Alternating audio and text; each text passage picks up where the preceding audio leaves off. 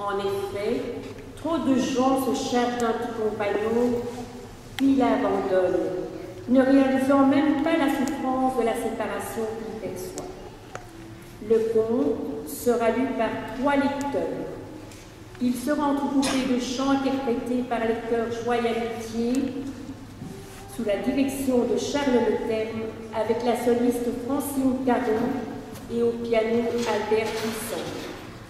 Quelques enfants feront de la figuration en compagnie du loup Ramsès, un vrai loup, qui a participé au tournage du film La jeune fille et le loup.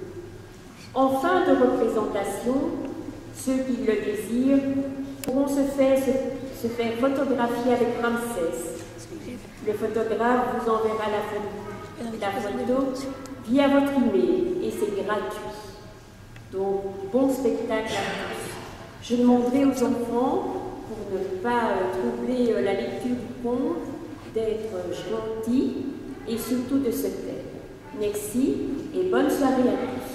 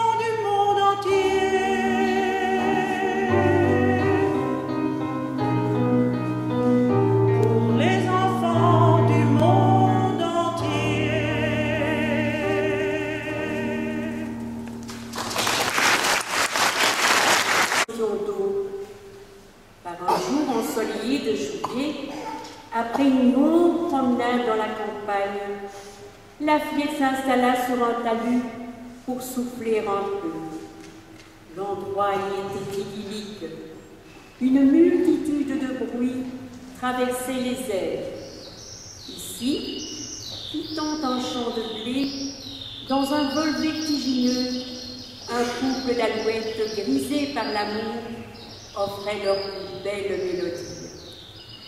Là-bas, le grincement continu et saccadé d'une faucheuse planait et s'évanouissait dans la brise estivale. Au loin, le hennissement des chevaux de trait, souffrant sous le poids d'un lourd chariot de blé, troublait de temps à autre le calme campagnard. Tout à coup, l'attention de Valentine fut attirée par un bruit à peine perceptible. Elle tendit l'oreille ici et là. Elle observa les alentours et s'approcha d'un pré verdoyant où broutaient paisiblement quelques vaches. Elle y découvrit un léger bouillonnement d'eau sortant de terre et creusait un sillon peu profond. L'une d'elles brillait de 1000 éclats, on aurait dit un diamant. Elle se gonfla, s'approcha de la fillette et lui parla de la sorte. « Dis, petite, je te vois surprise. Tes yeux ne sont pas assez grands pour des... » Des poules d'eau s'affairaient à fouiller la vase du courant qui chantonnait. Enfin, Valentine aperçut la roue d'un long moulin qui tournait sans cesse. Avec la même cadence, elle brassait de grandes gerbes d'eau et les précipitait contre les murs de la forteresse du vieux château qui tombait en ruine. Cristaline s'arrêta et s'adressa à la fillette. « Vois ce château. Il porte en lui une histoire qui date de la nuit des temps. Je vais te la raconter. Il y a très très longtemps, vivait ici une riche famille bourgeoise. Aux alentours, emmitouflé dans un gros caban, le cocher mit pied à terre.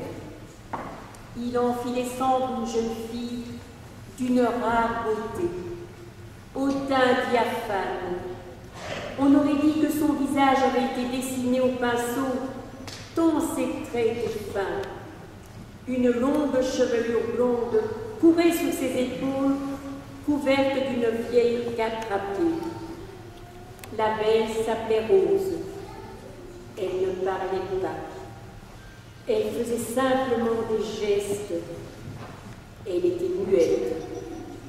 Elle tenait dans ses bras un bébé emballé dans une espèce de fourrure, une peau de loup. Le cocher l'aida à descendre et marmonna ces quelques mots.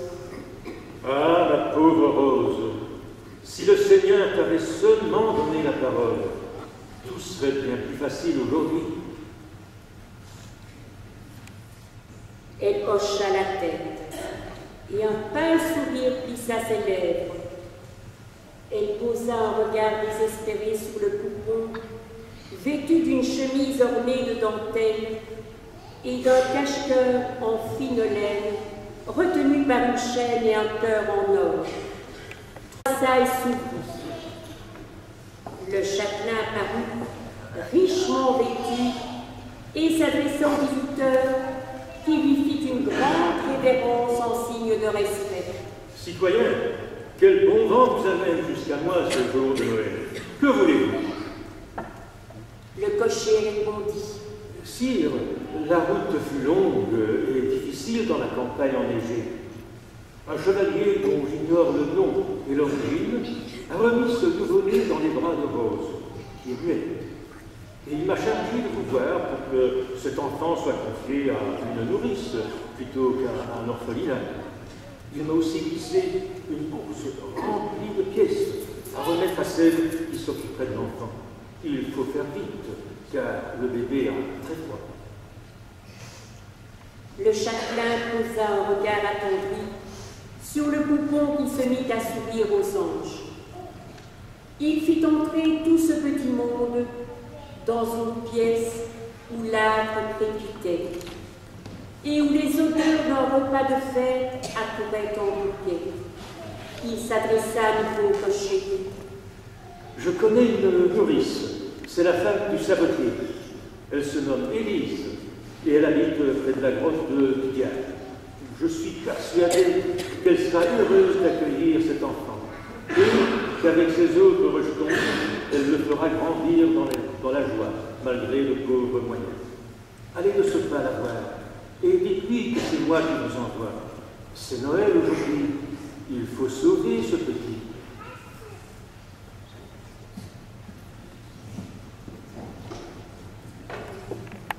La fatigue et le mauvais temps.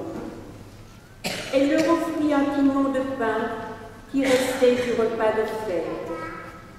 Elle prit le poupon dans ses bras et questionna. Au fait, quel est le nom de ce bout de chou? Aucune idée. Il a plus ou moins l'âge de mon dernier, qui s'appelle Jean. Aujourd'hui, c'est Noël.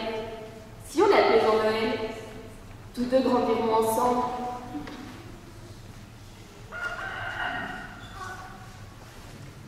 Le bébé pleurait à grands cris. Il était inconsolable tant la faim le tiraillait. Alors, Élise dégrafa son corsage et présenta son sein au petit ange qui se mit à téter goulûment. C'est une des seules choses qu'il ne faut pas apprendre à un nouveau-né. Le cocher déposa la bourse remplie de pièces sur la cheminée. Sa mission était accomplie.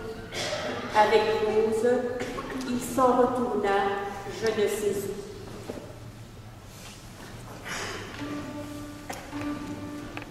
Une main allumée. Élise voulait alors alléger ses tâches quotidiennes. C'est ainsi qu'elle donnait à chacun des enfants une occupation. Le matin, Jean et Jean-Noël conduisaient les chèvres et la fille à l'orée du bois, situé près de la grotte du diable. Là, les biquettes broutaient l'herbe du talus, nettoyaient les chemins en se rassasiant de jeunes pousses d'églantiers. La truie s'enfonçait dans la chaînée. De son coin, elle fouillait le sol à la recherche de blancs tombés lors du dernier automne. Tout en surveillant le bétail, les deux enfants ramassaient des branches mortes qu'ils réunissaient en fagots. Elles viendraient bien à point pour faire crépiter l'âtre en hiver. Chaque instant de travail était précieux. Avant leur départ, Élise inondait les deux gamins de recommandations. Surveillez bien les biquettes. Ne vous aventurez pas trop loin dans la forêt. Certains disent avoir entendu le hurlement des loups. Tiraillés par la faim, ils sont de retour. C'est pourquoi, dès la tombée du jour, les deux garnements poussaient le bétail vers l'appentis, puis regagnaient l'humble demeure pour un repas bien mérité, une fricassée avec un pignon de pain. Pour les enfants, les mêmes gestes se représentaient chaque jour, surveiller le bétail. Pour se distraire, suivant la saison, ils ramassaient des champignons des bois, cueillaient des mules sauvages, poursuivaient les papillons. Parfois, ils écoutaient simplement les bruits que leur offrait la forêt, comme le soupir feutré des feuilles tombant sur la mousse, la fuite précipitée d'une biche apeurée ou le hurlement des loups. Ces derniers ravivaient de plus en plus l'ombre des noisetiers, des yeux remplis de paillettes d'or, ne perdaient pas un seul geste du va-et-vient. Observant ainsi les femmes qui s'en retournaient, la manne de linge mouillé sous le bras. Les loups étaient bien présents.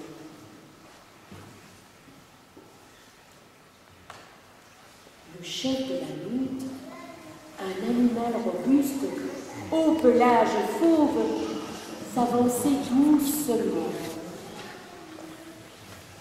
Né au vent, il humait toutes les odeurs qui arrivaient vers lui, surtout celles de l'homme dont il se méfiait très fort. Il se souvenait de la mort atroce de l'un des siens pris au piège la saison dernière.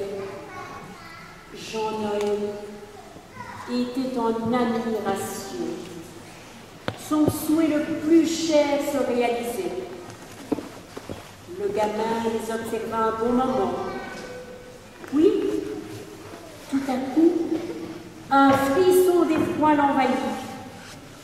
Il se remémora les recommandations d'Élise et l'histoire du petit chaperon rouge. Troublé, il rassembla les chèvres et récupéra la truie. Aidé par Jean, sans mot dire, il poussa ce petit bétail vers la ponte. Dans le fond de son être bouleversé, il jura de retourner seul à cet endroit à la tombée du soir. C'était une soirée habituelle qui tirait à sa fin. Petit à petit, des bûches de l'âtre se consumaient, laissant le feu envahir la pièce. Fatigués, le sabotier, Élise et Jean se mirent au lit. Jean-Noël veilla. Au dehors, la nuit était claire. Les étoiles s'étaient allumées une à une autour d'une pleine lune qui brillait de 1000 éclats. Jean-Noël trouva le moment propice pour rencontrer la meute qu'il avait abandonnée quelques heures plus tôt. Sur ses épaules, il jeta la pelisse de loup qu'il traînait partout depuis sa petite enfance. Il suivit le sentier tracé par les chèvres et arriva près de la grotte du diable. Horriblement son inquiétude, le temps passa. Au loin, le chant des coqs annonça la fin de la nuit. Par le sentier ourlé de perles de rosée, déçu de ne pas avoir aperçu la lune, Jean-Noël regagna discrètement la chaumière. Personne ne pouvait découvrir sa démarche. Approchez-les. Il s'étendit sur sa paillasse et serra très fort contre lui cette pelisse usée qu'il traînait partout depuis son plus jeune âge. Avant de sombrer dans le sommeil du juste, il jura de continuer ses recherches. L'automne était passé par la forêt. En peintre expérimenté, il avait habillé tous les feuillus dans les dégradés d'or et de pourpre. En un soir, soufflant en bourrasque, un vent furieux avait déshabillé la futaie. Il avait fait tourbillonner les feuilles dans une dernière valse effrayée avant de les faire mourir au pied de leur arbre. Ça, doucement, le chef de la meute se dégagea à son tour. Tiraillé entre méfiance et assurance, il s'approcha. Son museau huma l'air environnant. Au départ, il n'avait pas reconnu les odeurs provenant de la pelisse râpée, délavée que Jean-Noël portait sur ses épaules. Apaisé, il s'approcha davantage. L'enfant lui fit un signe discret de la main et dit d'une voix douce: Viens, approche, ne crains pas. Je ne ferai aucun mal. Je ne suis ni braconnier, ni chasseur. Je t'appellerai Flambeau, à cause de ta fourrure couleur feu, et je voudrais être ton ami. Pendant un long moment, les yeux de Jean-Noël et du fauve se croisèrent. Le gamin offrit un bouquet de tendresse venant d'un cœur assouvi. Quant à l'animal, il répondit par une attitude muette, mais ô combien prometteuse. Une première approche était née.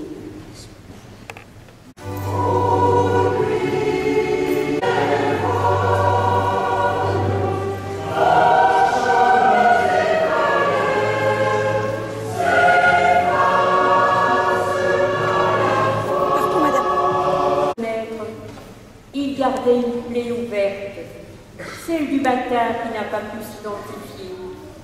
C'est pourquoi cette complicité réciproque entre lui et lui arrivait comme un cadeau venu du ciel. Cette année-là, l'hiver avait installé ses quartiers très tôt. Enfin décorateur, il avait ourlé la forêt de ses plus fines dentelles d'une blancheur immaculée. Les sentiers étaient couverts d'une neige poudreuse, où un long ruban d'empreintes animales s'y était incrusté jusqu'aux abords de la futaie. Des chandelles de glace pendaient au toit des chaumières. La roue à aube du moulin s'était figée. Son chant saccadé s'était tu. Le hurlement des loups affamés troublait de temps à autre l'air glacé. C'était un hiver dont chacun se souviendrait longtemps. Épuisé par le lourd labeur du quotidien, affaiblie par la maladie qui la rongeait, Élise poussa son dernier soupir. En moins d'une semaine, elle quitta sa famille. Sans bruit, elle gagna un rivage inconnu pour le voyage du sans-retour.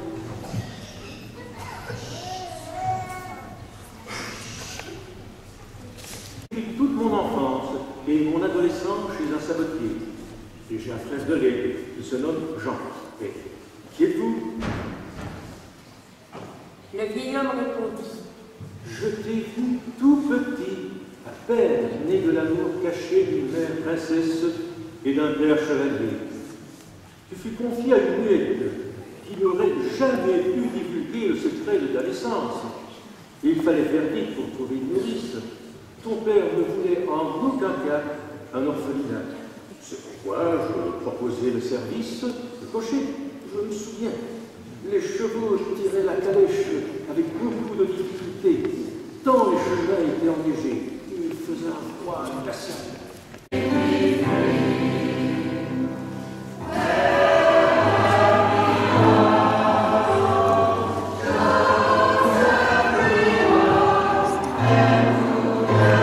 Je voudrais t'inonder de caresses. Un peu méfiant, Flambeau leva la tête. De son museau, il eut l'air environnant. Alors il reconnut l'odeur et la voix qui s'étaient gravées dans sa mémoire. Comme autrefois, il y eut un long échange de gestes et de paroles. Cependant, Jean-Noël s'inquiéta de la maigreur de son ami, qui avançait avec beaucoup de difficultés. Il comprit très vite que les chasseurs, les braconniers, s'étaient à nouveau lancés corps et âme à la traco. L'un d'eux avait raté Flambeau, mais l'avait gravement blessé à la patte. Après ces retrouvailles, les deux amis prirent l'habitude de se revoir souvent. Flambeau guérit et retrouva sa joie de vivre. Au rythme des saisons, le grand livre de la vie tourna ses feuillets avec ses réjouissances et ses peines pour chacun.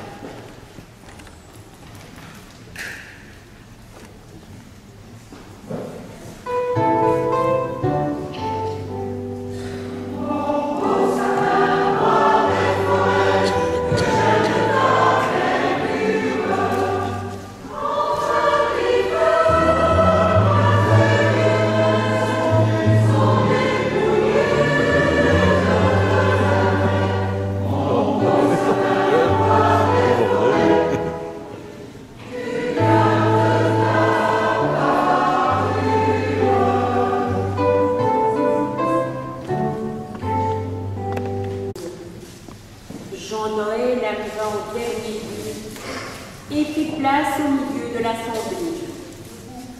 La succulente et mignardise raffinée se succédèrent pour rassasier tous les convives, quels qu'ils soient. Le vin coula à flot. À minuit, les cloches se mirent à sonner à toute volée. Le chacun s'écria. Paix aux hommes de bonne volonté. Chacun se leva et se serra amicalement la main. Reconnu par la chaîne et le cœur en or, accroché au col de sa chemise, une princesse et un chevalier s'avancèrent vers Jean-Noël. L'heure était au retrouvailles. Des larmes perlèrent sur chaque visage.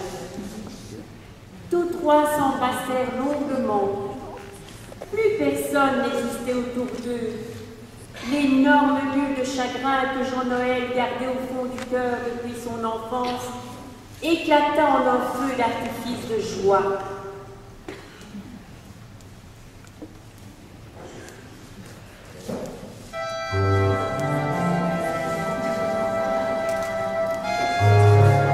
Kostuum du majeur. Het kostuum du majeur.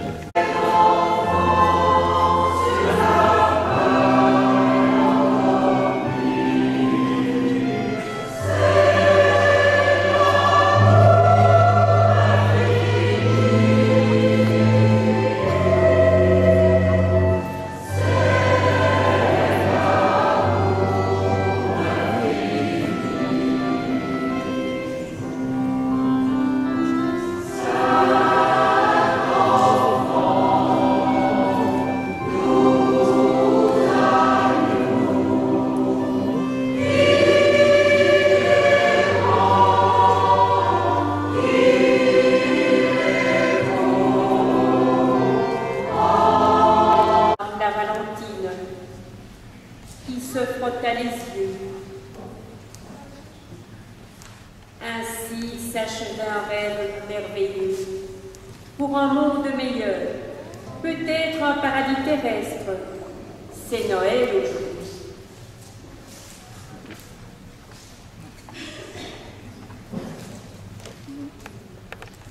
Pour s'y perdre à jamais.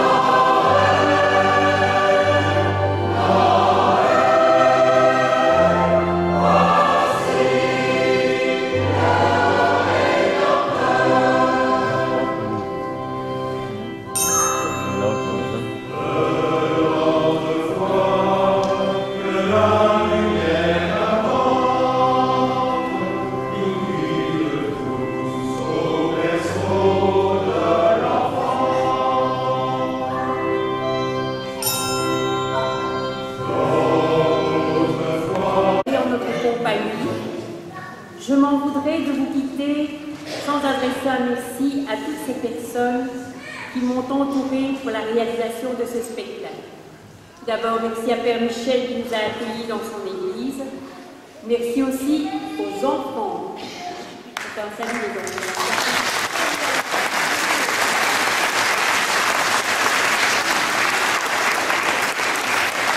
À Christine Tombeur et à Willy, paternote. Merci à Charles Leterme et à ses choristes.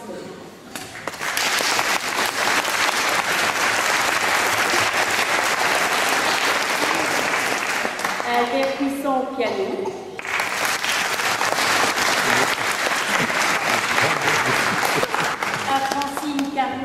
solide